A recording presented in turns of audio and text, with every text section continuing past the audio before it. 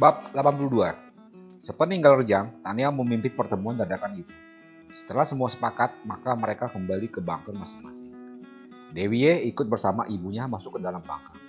Dalam Dewi disambut teman seperguruannya. Banyak pertanyaan yang harus dia jawab. Karena memang murid-murid yang dipilih oleh Rejang adalah anak-anak yang memiliki kelebihan dan bakat yang baik. Tentu mereka anak-anak yang cerdas. Sedangkan Rejang dengan hati yang penuh cemas berada di punggung Raja Walinya. Jika terjadi sesuatu terhadap bibinya itu, tentu dia akan mendapatkan amarah dari ibunya. Grace Lu adalah orang yang membuka identitas ayahnya. Sebelum bertemu Grace, ibunya tidak mengetahui siapa ayahnya yang sebenarnya. Tentu bagi ibunya, Grace Lu itu adalah orang yang berjasa dalam hidupnya. Mengingat itu, Rejang meminta Raja Walinya untuk terbang lebih cepat. Walau dia tahu, gurunya sudah terlihat lelah. Ketika tiba di atas bunker, di arena balap miliknya, Rejang melompat turun dan memerintahkan gurunya untuk beristirahat. Di depan berdiri beberapa orang muridnya yang membungkuk memberi hormat padanya. Rejang hanya tersenyum sembari berkata, "Bangkitlah dan bukakan pintu ini." Para muridnya langsung melaksanakan perintah Rejang. Di dalam bunker itu terdapat banyak anak-anak Jiangling. Bongdu yang mengetahui kedatangannya dengan sedikit berlari mendatanginya. "Tuan muda, engkau di sini," sapa Bongdu. Setelah menyapu semua orang, dia tidak melihat Grace Lu. Bongdu tahu Rejang mencari Grace, maka dia berkata, "Bibi Grace memilih tinggal di puncak Kaba. Dia tidak ingin tinggal di sini." Mendengar itu Rejang tersenyum lega, lalu dia keluar dari bunker itu. "Siapa yang melayaninya di sana?" tanya Rejang. Bongdu menjawab, "Aku mengirim beberapa orang dari sini untuk menjaga dan melayani Bibi Grace." Rejang mengangguk sembari berkata, "Bagus, bagaimana kondisi di sini?" Bongdu menjawab, "Semua baik-baik saja. Walau ada yang merasa stres karena selalu tinggal di dalam ruangan tertutup. Di Kinzo, kakak sudah mulai membangun tempat tinggal. Jadi engkau aturlah agar penduduk Jiangling dapat keluar dan memulai kembali kehidupan mereka di sini. Jika kekurangan bibit untuk bercocok tanam, maka engkau bisa mengutus orang ke Kinzo." Rejang memberikan perintah sembari berdiri. Lalu dia kembali berkata, "Aku akan membawa bibi dan keluarganya ke Kinzo." Bongdu membungkuk lalu menjawab, "Dilaksanakan, Tuan." Melihat itu, Rejang bersuit sembari berlari karena dia tidak ingin menunggangi Raja Walinya yang sudah lelah. Setelah Rejang pergi, Bongdu mengatur semua anak-anak yang berada di dalam bunker itu. Sedangkan Rejang yang berlari dengan sangat cepat, di atasnya Raja Wali Putih melengking tinggi, terus mengikuti arah yang dituju oleh Rejang. Sedangkan di puncak Kaba, sudah berdiri beberapa rumah sederhana. "Ibu, itu Raja Wali kakak Rejang," teriak putra tertua Grace. Grace bangkit memandang arah yang ditunjuk putranya. Benar, Titik Putih meluncur cepat ke tempat mereka berada. "Dia sudah datang, mari kita bersiap," ajak Grace. Anak-anak mereka masuk untuk mempersiapkan semuanya, sedangkan Grace, Karin, dan suami berdiri menunggu Rejang tiba. Tak lama, kemudian wajah tampan Rejang muncul sembari tersenyum menatap orang-orang yang berdiri di hadapannya. Sedangkan murid-muridnya membungkuk memberi hormat. Grace maju memeluk ponakannya sembari berkata, "Engkau sehat dan semakin tampan." Dengar itu Rejang tertawa lalu menjawab, "Ayah tampan dan ibuku cantik. Jika aku tampan tidak aneh bukan?" Semua tersenyum mendengar jawaban Rejang. Grace menariknya untuk duduk di bangku kayu buatan murid-muridnya.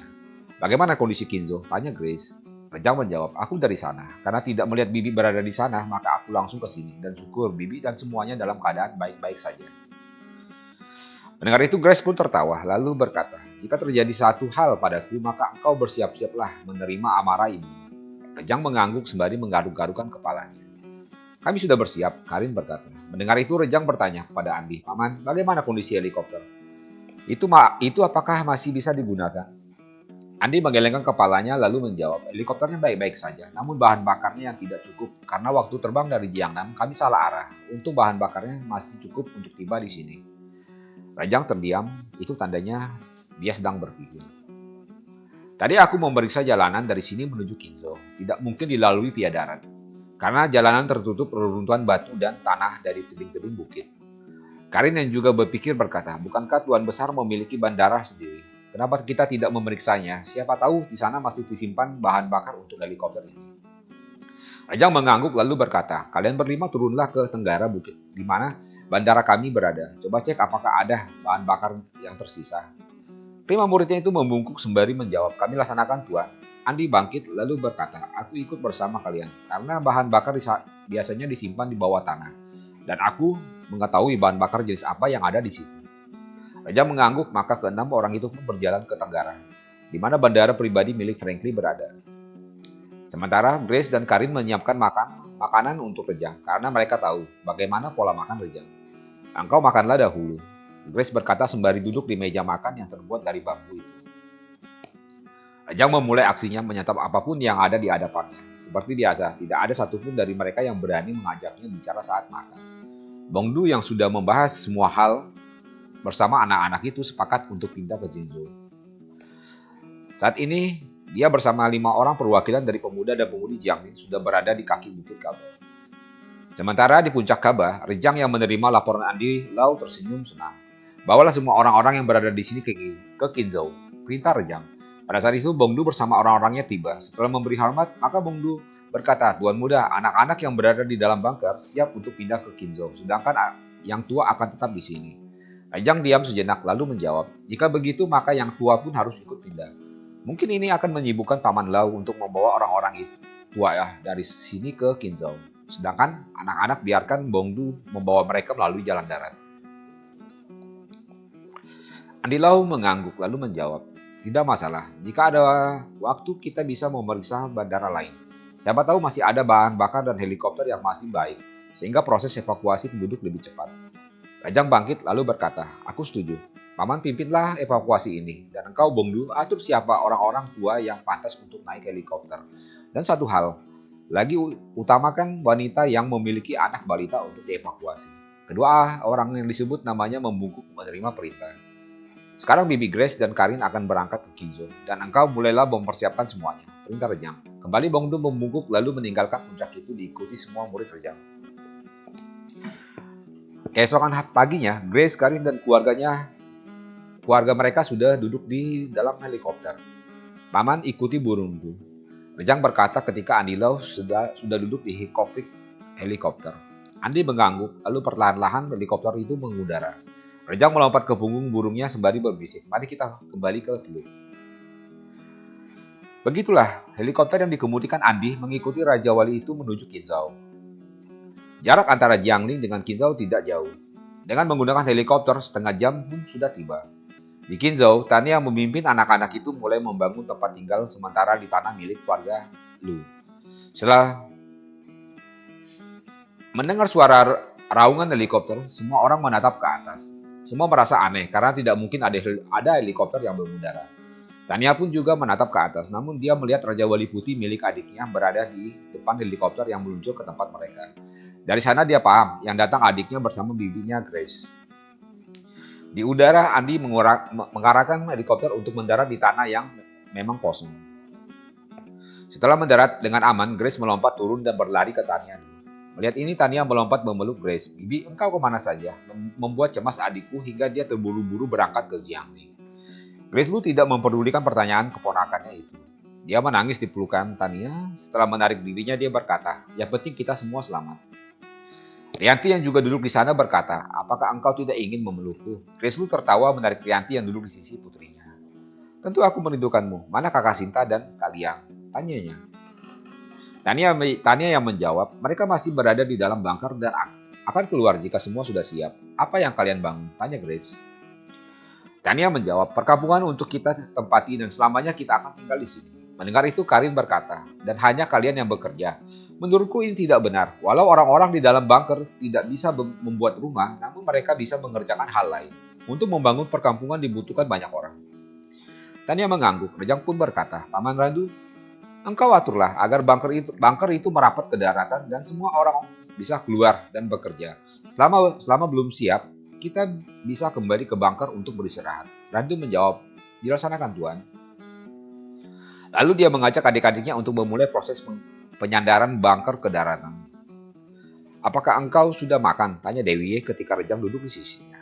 Rejang menggelengkan kepalanya. Melihat ini Dewi Ye tersenyum lalu berkata, tadi aku menangkap ikan dan sudah membakarnya, mari kita makan. Rejang mengikuti istrinya masuk ke salah satu pondok yang sudah berdiri. Dilayani istrinya, Rejang pun menyantap makanan dengan lahap. Bab 83. Setelah makan, mereka berdua keluar, di mana semua orang sudah sangat banyak karena mereka yang berada di dalam bunker sekarang berada di tanah milik keluarga Lee. Terlihat Tania sibuk mengatur para pemuda dan pemudi, sementara yang tua-tua duduk berbincang. Kita tunggu dia selesai makan, jawab jantan. Semua setuju, karena memang mereka tidak ada yang berani mengganggu Rejang saat makan. Saat melihat Rejang keluar bersama istrinya, semua orang bangkit memberi hormat padanya. Kalian bangkitlah, Rejang berkata agar semua orang bangkit. Setelah semua bangkit, dia kembali berkata, pertama aku sampaikan bahwa keluarga kita yang berada di ibu kota dalam kondisi baik-baik saja. Mendengar itu, para tuan besar 4 keluarga lainnya mengucapkan rasa syukur mereka. Yang kedua, penduduk Jiangling akan pindah ke sini, tampar Rejang.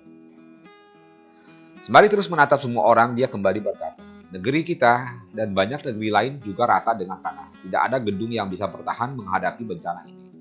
Jadi aku dan kakakku akan membangun tempat tinggal kami di sini. Tentu aku tidak akan memaksa semua orang untuk tetap berada di sini. Kalian bisa pulang ke tempat kalian dan membangun semua dari awal. Para muridnya menjatuhkan diri, mereka sembari berkata, kami akan selalu bersama denganmu dan Nona Lu. Mendengar itu, Rejang pun tersenyum lalu berkata, terima kasih, kalian bangkitlah. Kalian semua tidak dapat selamanya tinggal di sini. Karena negeri ini sangat luas, maka kalian harus membantu seluruh rakyat untuk membangun kembali negeri ini. Rejang kembali berkata, Tuan, kami ingin hidup di sisimu dan mati bersamamu. Teriak muridnya. Rejang tertawa lalu berkata, usia tidak ada yang tahu. Aku tidak mengusir kalian dari sini. Namun aku memilih kalian karena aku ingin kalian berbakti pada negeri ini. Dengan membangunnya kembali. Nanti di waktunya. Karena saat ini kalian belum siap untuk itu. Mendengar itu para muridnya membungkuk, kami melaksanakan apapun perintahmu dan kami akan belajar dengan dia. Rejang mengangguk, tersenyum lalu berkata, baiklah, kalian dapat mengatur sesuai dengan keahlian kalian dan melapor pada Paman Randu. Setelah mengatakan itu, Rejang mengajak para tuan besar untuk bicara bersama kakaknya. Randu bersama adik-adiknya menjalankan perintah Rejang memisahkan anak-anak dengan keahlian mereka masing-masing. Sementara itu, di tempat lain Rejang bersama para tuan besar dari 4 keluarga besar dan kaisar pun duduk sedikit jauh. Tania yang berada di antara mereka berkata, dunia saat ini sedang kacau, maka aku akan mendirikan pemerintahan sementara di sini. Aku harap Paman Kaisar dapat memimpin kami untuk itu, tambah Tania. Kaisar yang sudah tua bangkit lalu menjawab, jika di zaman modern, aku mungkin bisa memimpin. Namun dalam kondisi seperti saat ini, maka aku tidak akan sanggup menjalankan pemerintahan. Jadi aku memilih menjadi rakyat biasa di bawah pimpinan. Tania diam, Rejang tersenyum, lalu dia berkata, menjadi pemimpin memang membutuhkan keyakinan diri. Apakah ada di antara paman berempat yang siap menjadi pemimpin? Keempat tuan besar menggelengkan kepala. Yang Tergu mewakili mereka menjawab, kami berempat sudah sepakat untuk mengangkat kalian sebagai pemimpin kami. Rejang berdiri sembari berkata, leluhur bersumpah keturunan keluarga Li tidak akan menjadi kaisar negeri ini. Kakakku walaupun bermarga Lu tetaplah keturunan ayahku. Walau kakak setuju untuk memimpin kalian, semua termasuk rakyat negeri ini. Namun, statusnya bukan kaisar, hanya pemimpin untuk peralihan saja, tambarnya. Kaisar yang duduk diam bertanya, lalu siapa yang akan menjadi kaisar? Jika kalian setuju, putra kakakku kelak yang akan menjadi kaisar negeri ini karena marganya Ho, jawab Rejang. Jantar bertanya, bagaimana maksud tuan muda? Putra Nona masih kecil. Rejang tersenyum, lalu menjawab, dia diangkat sebagai kaisar. Kakakku hanya mewakilinya hingga dia siap untuk menduduki singgasananya. Karena saat ini dia masih dididik oleh ayah dan ibuku, tambah Rejang. Mendengar itu, semua orang tersenyum mengangguk tanda setuju. Melihat itu pun, Rejang tersenyum lalu berkata, jika semua setuju, tinggal memberitahukan hal ini kepada semua orang yang berada di sini. Kaisar bangkit sembari berkata, aku yang akan menyampaikan pada semua orang. Semua bangkit mengikuti kaisar yang menemui semua orang. Kaisar yang berdiri menggerakkan tenaga dalamnya meminta semua orang berkumpul. Setelah semua orang berkumpul, maka kaisar pun berkata, ribuan tahun lalu, negeri kita dilanda perang sesama saudara yang membuat hancur semuanya. Saat ini bukan perang, namun bencana yang memporak-porandakan negeri kita. Jika tanpa pemimpin dan pemerintahan, maka negeri kita akan kembali ke zaman ribuan tahun lalu, di mana sesama saudara saling membunuh demi kekuasaan. Kaisar berhenti menarik napasnya, lalu dia pun kembali berkata, "Sebelum bencana, aku adalah kaisar pemimpin kalian. Namun aku tahu, aku tidak akan mampu membawa kedamaian dalam kekacauan ini. Maka kami sepakat untuk mengangkat Liang Ho sebagai kaisar baru." Terdengar suara bisik-bisik di antara semua orang, namun semua kembali diam ketika kaisar mengangkat tangannya. Kalian tentu berpikir Liang Ho masih kecil, maka untuk sementara pimpinan diambil oleh ibunya Tanian. Setelah dia yang kini dididik pelindung negeri bersama istrinya, siap, maka kekuasaan akan diberikan padanya, tanpa kaisar. Mendengar itu, semua orang bersorak. Para murid pun menjatuhkan diri mereka lalu diikuti semua orang bersujud memberi hormat pada Tania. "Jayalah, Ibu Suri," teriak mereka. Mendengar itu, mata Tania memerah. Dia merasa terharu melihat orang-orang yang bersujud padanya. Dia pun berkata, "Kalian semua bangkitlah dan dengarkanlah perintah pertamaku."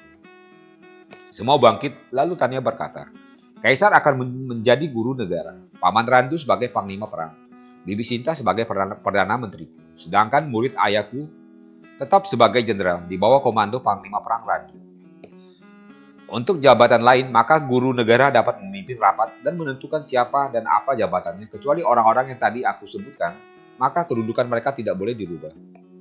Kaisar yang sekarang menjadi guru negara membungkuk lalu menjawab, "Perintah Ibu Suri akan kami laksanakan." Daniel pun mengangguk lalu kembali berkata, "Segel dinasti Song ada padaku sebagai tanda kekuasaan. Maka pemerintahan ini bernama Song." Semua orang membungkuk lalu menjawab, "Jayalah dinasti Song, jayalah Ibu Suri." Tania mengangguk lalu berkata, "Kalian kembalilah bekerja. Paman Randu dan Bibi Sinta, mari kita membahas langkah selanjutnya." Sejak hari itu, walau tanpa penobatan, namun semua orang tahu siapa Tanianu. Hari menjelang sore, karena beberapa rumah sudah berdiri, maka Rejang bersama istrinya tinggal di salah satu rumah. Di sini sudah aman, tinggal membangun dan mengatur orang-orang. Dewi Ye berkata sembari terus memainkan kalung di lehernya. Rejang yang duduk di sisinya mengangguk lalu menjawab, "Benar, maka besok aku akan membawamu bertemu ayah dan ibu." Mendengar itu, Dewi Ye pun tersenyum bahagia. Jangan lupa ya, subscribe dan komennya. See you!